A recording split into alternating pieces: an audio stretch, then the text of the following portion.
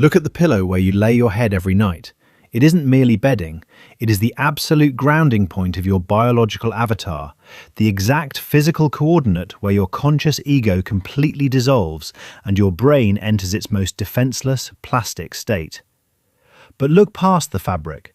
Look at the sleek metallic ring wrapped around your index finger, or the ambient radar pod mounted above your headboard, tracking the microscopic rise and fall of your chest with military-grade telemetry. Have you ever woken up in the middle of the night and noticed that your bedroom air conditioner shifted its fan speed to a near-silent whisper, or that your smart mattress lowered its temperature by exactly 2 degrees right as you slipped into deep, slow-wave sleep? That invisible orchestration is the deepest, most quiet parameter of the merger. We have traded the ancient, unmonitored dark of the human den for a fully quantified biocapture terminal. 25 years ago, the bedroom was the ultimate fortress of human isolation. When you closed that heavy wooden door and clicked off the bedside lamp, you severed your relationship with global infrastructure. You stepped into a silent vacuum of total existential privacy. No external server compiled a continuous ledger of your heart rate variability to calculate your baseline anxiety. Your dreams were entirely your own, an unlinked, unrecorded internal cinema. And you didn't realize that sleeping was synonymous with total invisibility from the market. But in 2026, the bedroom is no longer an escape from the systemic grid. It is the final forensic profiling lab for a distributed biometric marketplace. To close your eyes in your home today is to surrender your unconscious profile to a corporate data harvester. Your physiological restoration has been re-engineered into a high-yield telemetry field. That shift from an unmonitored human sanctuary to the structural optimization of the subconscious followed a blueprint. I'm the Analyst. This is Blueprint Sequence. Rewind the tape a quarter century. In 2001, the bedroom was an analog island. The blueprint of your rest was defined by deep mechanical separation, physical friction, and absolute electromagnetic silence. Remember the nighttime ritual. It was a sequence of physical, definitive boundaries. You manually wound a heavy plastic alarm clock with a mechanical dial on the back, setting a physical brass bell or a hard-coded digital buzzer that had no internet connection, no firmware updates, and no data handshake. Your environment was strictly offline. When you pulled the heavy cotton blankets over your shoulders, your brain entered a completely unmapped subterranean space.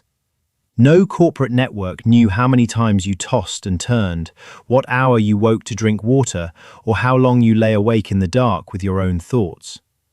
Remember the tactile weight of the sanctum. The focal point of your bedside table wasn't a glowing, hyper-connected portal.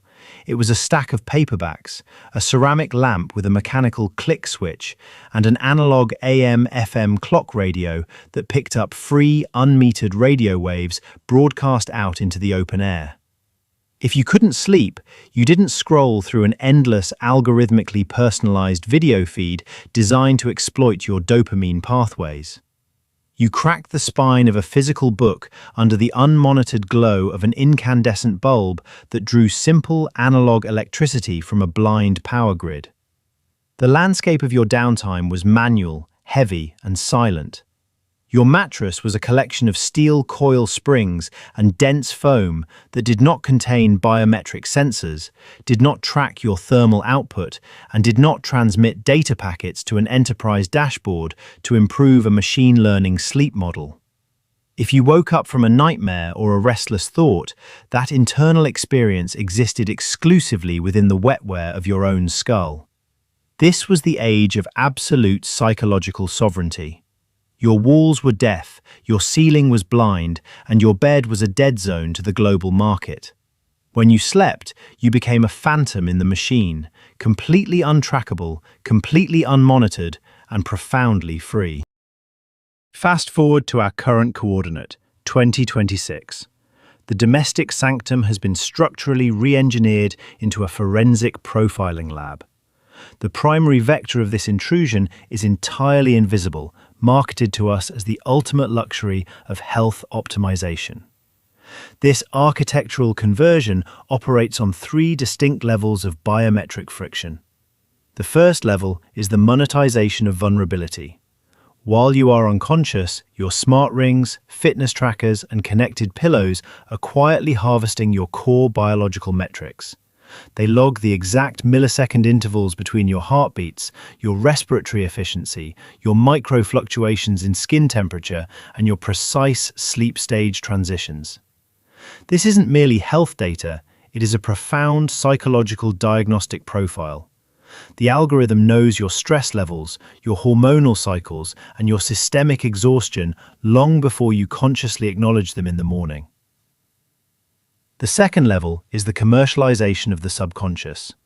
Far beyond the simple tracking of your sleep scores, these systems are deeply embedded into a global advertising and corporate telemetry architecture.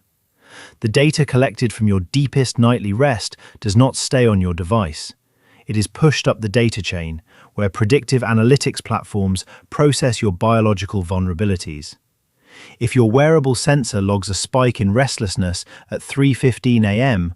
or notes a chronic deficit in deep, slow-wave sleep over a 3-week arc, that data point is cross-referenced by digital brokers. By the time you wake up and open your phone, the market has already adjusted.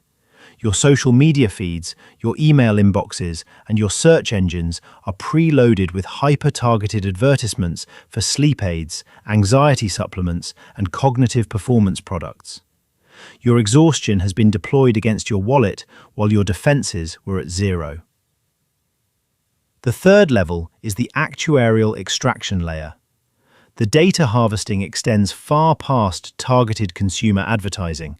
Your unconscious biology is now an active asset in risk mitigation.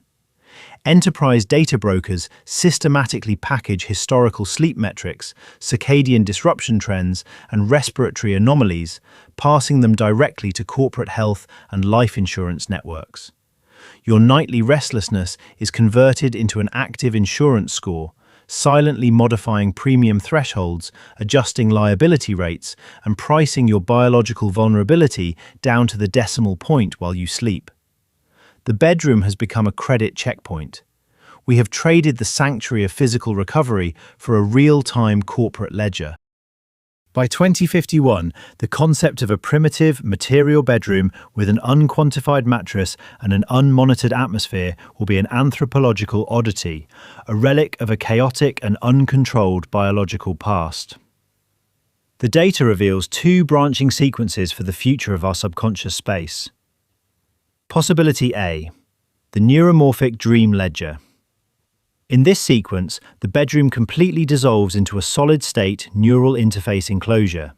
The space is no longer physical, it is an extension of an active, subscription-locked network infrastructure. When you enter the chamber, light fields and acoustic dampening fields synchronize with your neural implants, taking complete control of your sensory apparatus. You do not merely sleep, you subscribe to programmatic rest cycles. As your consciousness fades, the room's operating system initiates direct subconscious modulation. Your dreams are no longer entirely organic, chaotic processing loops of your daily life. They are designed to influence, guide, and optimize your psychological baseline. The network streams hyper-realistic, simulated narratives directly into your visual cortex to systematically lower your cortisol, realign your psychological biases, and maximize your cognitive performance for the upcoming workday.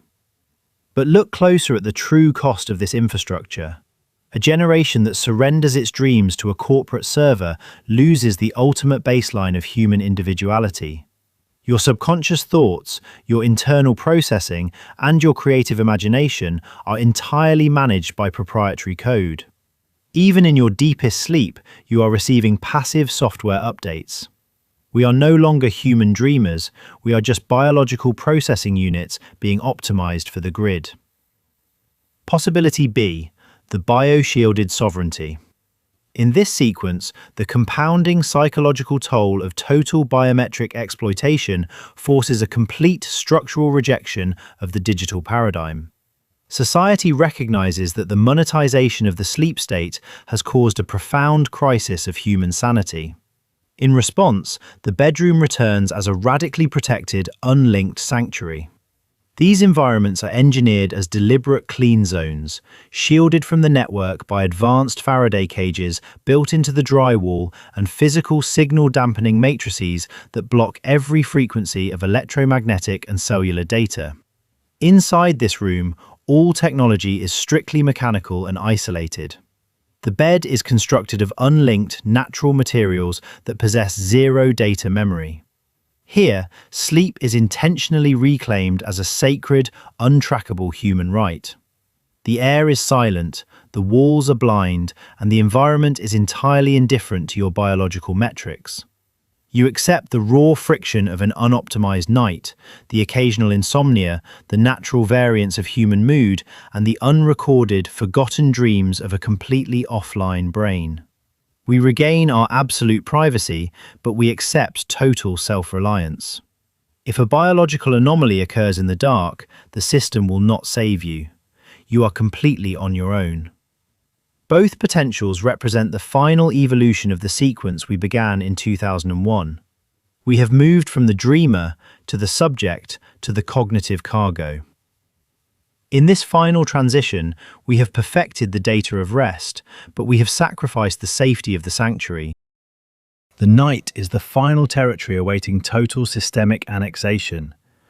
We began this sequence sitting on the edge of a spring mattress, manually turning a plastic dial to track our time, completely invisible to the infrastructure of the world. We end it as biological organisms, monitored by an automated, sensor-driven capsule that audits our unconscious biology to optimize our compliance with the market. The design of the bedroom was never just about better sleep architecture or advanced health analytics.